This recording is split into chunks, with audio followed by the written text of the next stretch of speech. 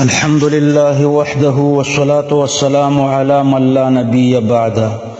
لا مذهب وکټوري اهل حدیث په ډیرو ذکرونو، تلاوتونو، روژو او نوافلو باندې اعتراض کوي چې دا بدعت ده، او دلیل دا وایي ځکه چې رسول الله صلی الله علیه وسلم نه دی کړي.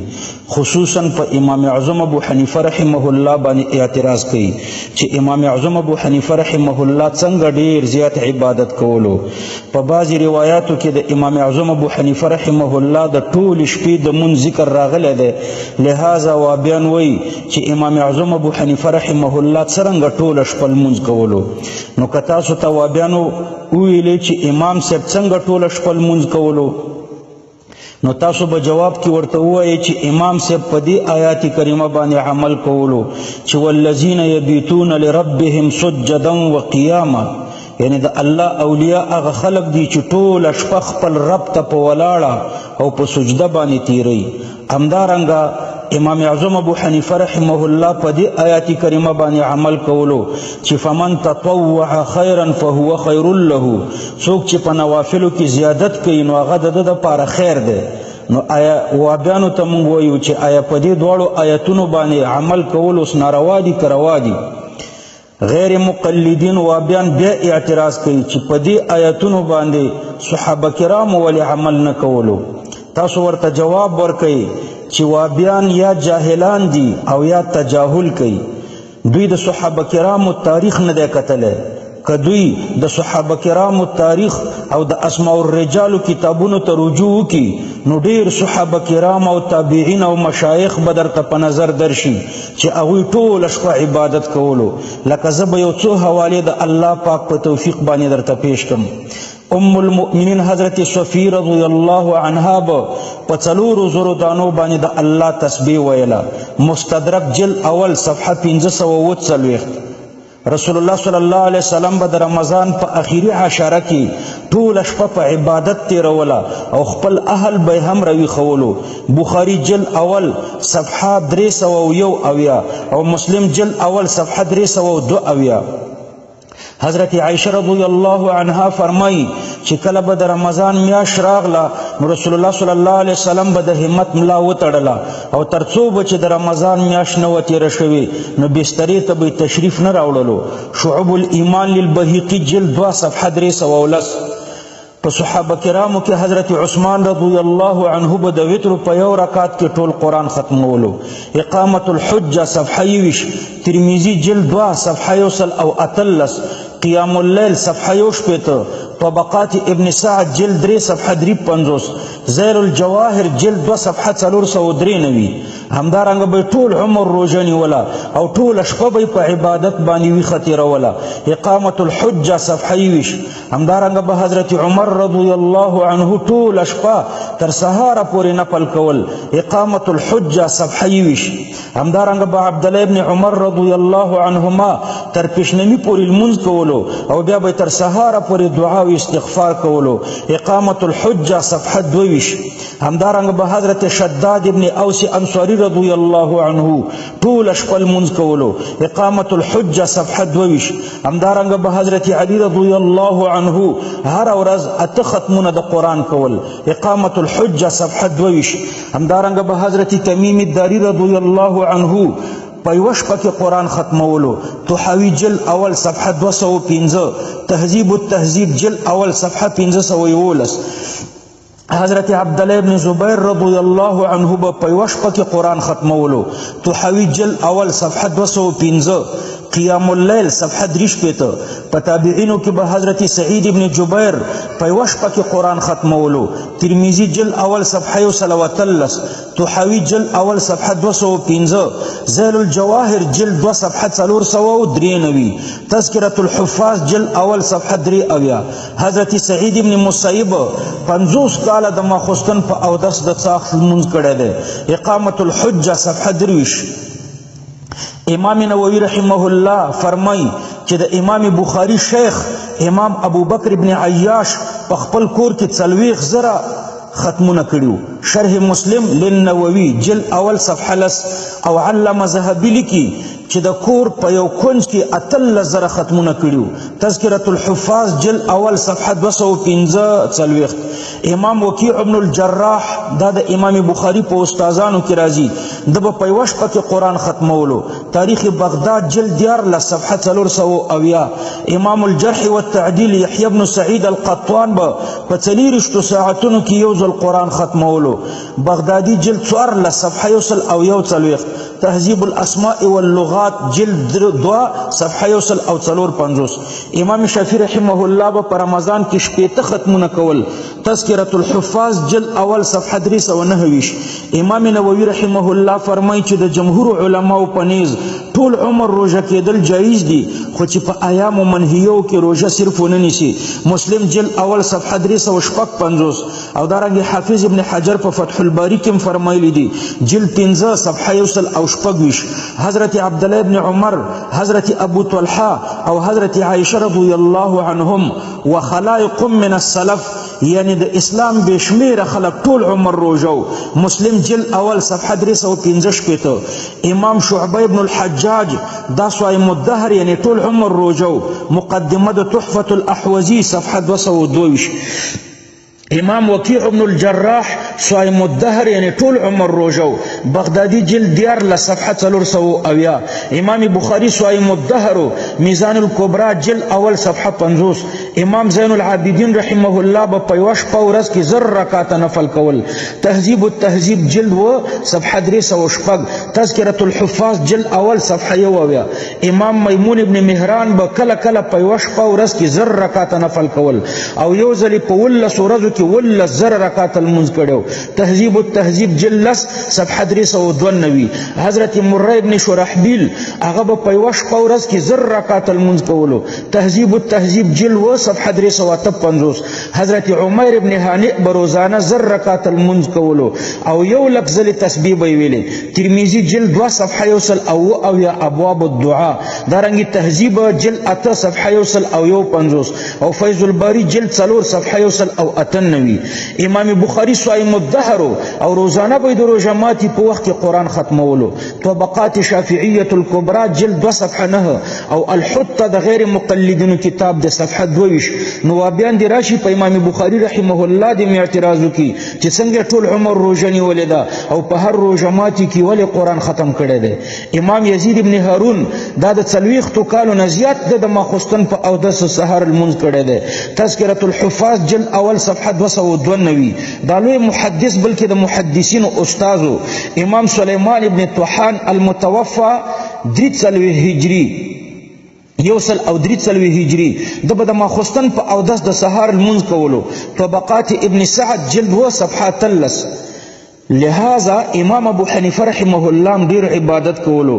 په یو رمضان کې یو شل عمرې کړې وي امام صاحب. زیل الجواهر جلد 2 صفحه 495. او امام ابو حنیفه 40 کاله او په صحیح روایت کې 20 کاله د ماخوستن په اودس د سحر المنز کړی دی. او د صحیح روایت مطابق په کوم ځای کې چې وفات شو یعنی د کور د کوم حصې نه چې زندان ته بوتللی شو په همدې ځای کې 1000 ختمونه کړي. بغدادي جلد 14 صفحه 354. مفتاح السعاده جلد 2 صفحه 88 او زیل الجواهر جلد 2 صفحه 493.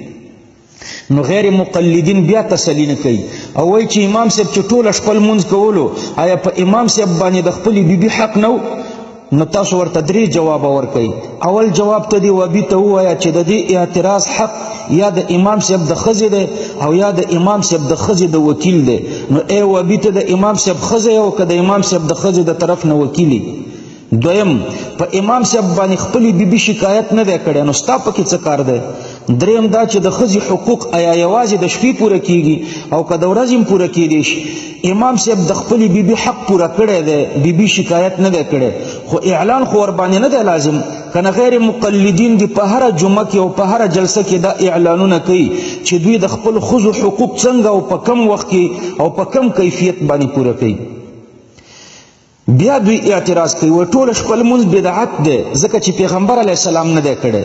تاسو ورته جواب ورکړئ چې دا مخکې چې موږ د کومو صحابه او تابعینو او د محدثینو د ټولې شپې د عبادت کول درته ذکر کړه، آیا دا بدعتیانو؟ دویم دا چې تاسو احادیث نه دي کتلي، که کتلي وي تاسو د اهل حدیثو په جامه کې منکرین د حدیثو یې. په احادیثو کې راځي چې صلی رسول الله صلی الله علیه وسلم حتی تورمت قدماه پیغمبر علیه السلام دومره منځ وکړو چې پښې مبارکې وپړسېدې نو پښې چې پړسېږي او دا پیغمبري د طاقتورې پښې نو ده به څومره منځ کړی وي. همدارنګې په حدیث کې راځي اذا دخل العشر الاواخر من رمضان احیا لیله وایقظ اهله. اخیری عشره د رمضان به چې راغله پیغمبر علیه السلام به خپل اهل هم راویښ کړو او ټوله شپه به یې په ویښه په عبادت تېروله. حضرت عطا فرمایي چې ما حضرت عایشې رضی الله عنها ته وفرمیل اخبریني باعجب ما رأیت من رسول الله صلی الله علیه وسلم. ما ته د پیغمبر علیه السلام یوه تعجبي خبره وکړه. قالت وأي شانه لم يكن عجبا. د پیغمبر علیه السلام کم حال عجیبه نو یعنی ټول حالات عجیبه و خو یو عجیبه حالت دا و چې انه اتاني ليله فدخل معي لحافي ثم قال زريني اتعبد لربي فقام فتوزأ ثم قام يصلي فبكى حتى سالت دموعه على صدره ثم ركع فبكى ثم سجد فبكى ثم رفع رأسه فبكى فلم يزل كذلك حتى جاء بلال يؤذنه بالصلاة. یعنی وا عجیبه خبره دا وه چې وشپه رسول الله صلی الله علیه وسلم زما سره په کمبل او بلستن کې پټ شو. بیا ما ته وفرمیل چې ما پرېږده چې د خپل رب عبادت وکړم. نو پاڅېدو اودس یې وکړو او بیا یې مونځ شروع کړو. نو ویې ژړل تر دې چې اوښکې مبارکې په سینه باندې راتوی شوې. بیا رکوع ته لاړو ویې ژړل. بیا سجدې ته لاړو ښه یې وژړل. بیا سر راوچت کړو او ویې ژړل. نو همداسې و همداسې مونځ یې کولو تر دې چې سحر شو او حضرت بلال رضی الله عنه راغلو او د سحر اذان ورته وکړو یؤذنه بالصلاة. د سحر د منځ خبرداری ورته ورکړو. دارنګې صحابه کرامو تابعینو او د تبع تابعینو په زمانه کې چې کوم کار وشي او هیڅوک ورباندې انکار او اعتراض ونه کړي نو هغه بدعت نه وي. موږ د خیر القرون د یو څو صحابو او د تابعینو وغیرهم نمونه تاسو ته ذکر کړو چې هغوی ډېر عبادت کړی دی او په هندوستان باندې د انګریزانو د دورې نه مخکې چا ورباندې اعتراض نه دی کړی. یعنې د وکټوریا اهل حدیثو نه بغیر چا ورباندې اعتراض نه دی کړی. لهذا دا بدعت نه دی. بدعت خو دې ته وایي چې ما لم یکن فی القرون الثلاثه ولا يوجد له اصل من الاصول الاربعه. غیر مقلدین په استدلال کې یو حدیث پیش کوي ولم يقم رسول الله صلی الله علیه وسلم ليله يتمها الى الصباح ولم يقرأ القرآن في ليله قط. یعنی پیغمبر علیه السلام تر سحر پورې په دې حدیث کې راغله چې مونږ نه دی کړی او په یوه شپه کې قرآن نه دی ختم کړی. تاسو ورته جواب ورکړئ چې ما هم ګوره درته حدیثونه ذکر کړه چې پیغمبر علیه السلام ټوله شپه لمونځ کړی دی. په یو حدیث می درته ذکر کړو چې صلی رسول الله صلی الله علیه وسلم حتی تورمت قدماه. دارنګې اذا دخل العشر الاواخر من رمضان احیا لیله وایقظ اهله. او دارنګې د حضرت عایشې واقعه می درته ذکر کړه. نو ټوله شپه پیغمبر علیه السلام لمونځ کړی دی او په دې حدیث کې راغله چې نه دی کړی. نو د تطبیق د احادیثو دپاره به داسې وایي چې دا حدیث په غالبو حالاتو ورحمل دی او په غالبو حالاتو کې ولې داسې کول نو دا له وجه د شفقت نه په امت باندې. حضرت عائشہ رضی الله عنها فرمایي چې پیغمبر علیه السلام چې لا يدع العمل وهو يحب ان يعمل خشيه ان يعمل به الناس فيفرض عليهم. پیغمبر علیه السلام به یو عمل خوښېدو خو د دې ویرې نه به یې نه کولو چې خلک به ورباندې عمل شروع کړي او بیا به په دوی باندې فرض شي. غیر مقلدین د حضرت حوله رضی الله عنها واقعا ذکر کوي چې هغې ټوله شپه لمونځ کولو نو پیغمبر علیه السلام د ټولې شپې د مونځ نه منع کړه. تاسو ورته جواب ورکوئ چې د هغې منع الفاظ دا و خذو من العمل ما تطیقون. دومره عمل کوئ چې څومره طاقت لري. نو د ډیر مانځنې منع نه کړه بلکې تر هغې پورې د لمونځ کولو اجازت ورکړو تر څو پورې چې طاقت رسیږي. همدارنګه په ځینو نورو احادیثو کې راغلي دي چې نبي کریم صلی الله علیه وسلم ځینې صحابه له ډېر عبادت نه منع کول. نو هغه یا له دې وجې نه چې نبي کریم صلی الله علیه وسلم پوهېدلو چې دوی د کولو طاقت نه لري او یا هم له دې وجې چې د هغوی نه د ډېرو نوافلو په وجه واجب حقوق پاتې کېدل او په دې باندې د پیغمبر علیه السلام دا الفاظ دلالت کوي چې ان لنفسك عليك حقا وان لزوجك عليك حقا. او یا له دې وجې چې دوی په ځان باندې هغه څه واجب کړي چې الله پاک ور باندې نو واجب کړي او هغه څه په ځان باندې حرام کړي چې الله پاک ور باندې نو حرام کړي. د زیات تفصیل لپاره د مولانا عبدالحی رحمه الله رساله وګورئ. هغه په دې مضمون باندې مستقله رساله لیکلې ده اقامة الحجه على ان الاكثار في العباده ليس ببدعه. او الته محاکمه ذکر کړی دا، هغه فرمایي ان الاخبار في ذلك مختلفه بعضها يهدي الى الاجتهاد وبعضها يرشد الى الاقتصاد وكلها وارده في محلها واقعه في موقعها، فاخبار الاجتهاد محموله على من قدر ذلك واخبار الاقتصاد محموله على من عجز عن ذلك. وعلى هذا وجدت كلمات العلماء الاعلام والائمه الكرام اقامه الحجه صفحه شپږ. یعنی په بعضی احادیثو کې د دینه منع راغلی ده چې یو سړی ډېر عبادت وکړي، او په بعضی احادیثو کې دې طرف ته ترغیب راغلی دی.